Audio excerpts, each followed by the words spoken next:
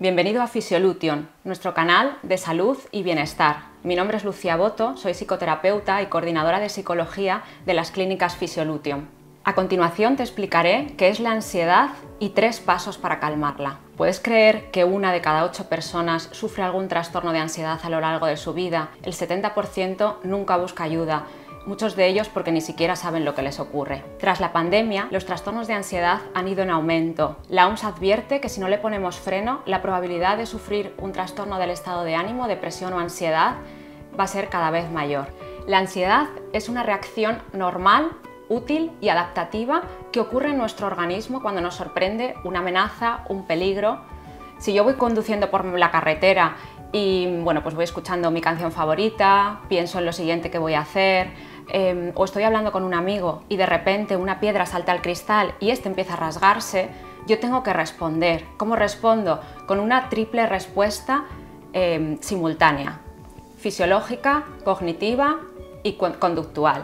La fisiológica, me activo para el peligro, es decir, mis hormonas empiezan a desprender ciertas, el cortisol, la adrenalina, que me activan, pero también mis pulmones se vuelven entrecortados, reciben más oxígeno y así también mi corazón bombea más rápidamente sangre. Esa sangre y ese oxígeno llega a mis miembros inferiores y a mis miembros superiores para salir de la situación o luchar con ella, ¿no? Enfrentarme al peligro. Segunda respuesta cognitiva. Lo que hago es centrarme en lo importante, es decir, mi atención se centra en el peligro que tengo delante. Normalmente mis pensamientos se vuelven catastróficos. Esto significa que me pongo en lo peor para que no ocurra, para evitar esa situación. La tercera respuesta sería la respuesta conductual, es decir, elijo qué hacer. Evito la situación, en este caso saltaría del coche, nos imaginamos que no tiene mucho sentido. La segunda sería enfrentarme al problema, cogería mi volante y con cierta calma, toda la que pudiera, giraría mi volante hacia la cuneta y me pondría a salvo. Y la tercera, lo que haría sería bloquearme. Cuando el estímulo o el peligro es muy extremo, pasar desapercibido es útil. En este caso, obviamente, tampoco lo sería. De este modo, la ansiedad es una respuesta eficaz y precisa en momentos concretos. ¿Cuándo se vuelve desadaptativa? Se vuelve desadaptativa cuando realmente no existe un peligro. Es decir, yo voy conduciendo por la carretera, pero no salta ninguna piedra, o cojo un ascensor que funciona, o levanto la mano en clase. Ahí el estímulo no es peligroso, aunque mi cerebro pueda interpretar que sí lo es. Además, cuando mi reacción es desproporcionada, si reacciono como si el estímulo fuera realmente peligroso y, por ejemplo, me bloqueo, también se vuelve desadaptativa. O cuando, por ejemplo, mi respuesta de ansiedad se vuelve crónica en el tiempo. La mayor parte del tiempo estoy en alerta pensando que va a sobrevenir un peligro. También cuando, por ejemplo, mis pensamientos están constantemente anticipando el futuro y observando situaciones catastróficas que puedan aparecer. No normalices la respuesta de ansiedad. No es normal vivir acompañado de ansiedad y sobre todo no es sano. Mis defensas bajan, mi sistema inmune y otros sistemas como es el reflexivo dejan de procesar de la misma manera, reducen su funcionamiento o se anulan directamente y mi respuesta se vuelve diferente. Si consideras que tu respuesta de ansiedad se está volviendo desadaptativa, te doy aquí 3 pasos para que puedas regularla.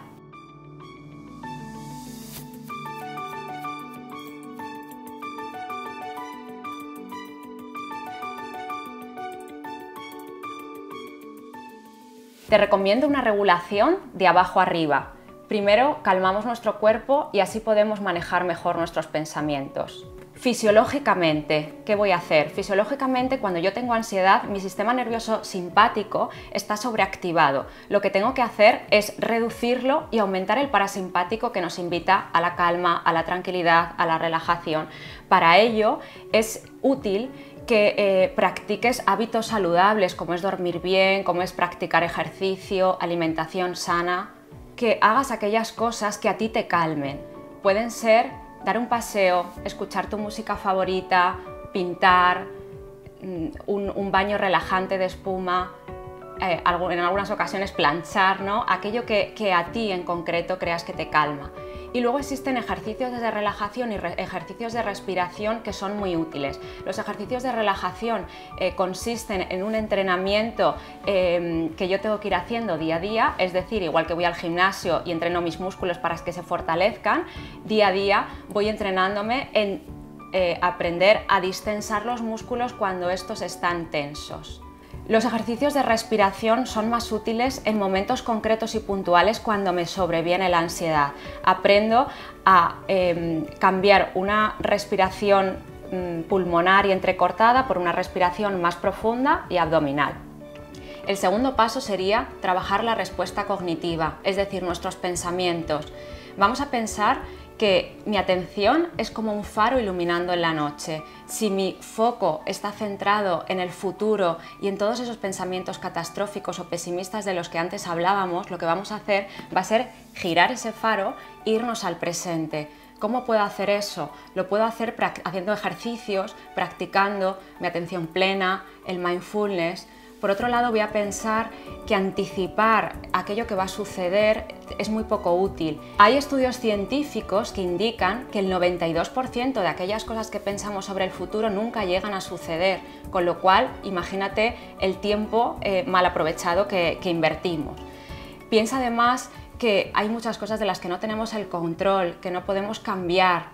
Acéptalo tal y como es. Por último, te pido que confíes en tus recursos, que confíes en tu respuesta adaptativa y eficaz que tiene tu organismo cuando realmente sobreviene un peligro y recuerdes todas aquellas cosas que has conseguido, a las que has conseguido enfrentarte cuando aparecía un problema. El tercer paso consistiría en la respuesta conductual, enfrentarte a todas aquellas cosas que temes, que tu cerebro piensa que son peligrosas y realmente no lo son. Lo vas a hacer de forma progresiva, poco a poco.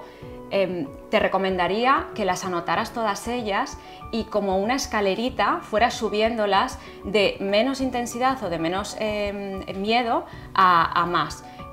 Aquello que suponga algo incómodo, pero que sientas que puedas hacerlo. Así tu cerebro cada vez se irá calmando más y sintiendo que está a salvo. Si estás trabajando en estas recomendaciones y aún así encuentras obstáculos para llegar a esa calma, no lo pienses más. Se puede vivir sin sufrimiento. Si lo deseas, puedo ayudarte en una sesión online. Pincha en el enlace que dejamos en la descripción del vídeo. Si te ha gustado el vídeo, danos un like, activa la campana y suscríbete al canal. Como siempre decimos, hasta la curación y más allá.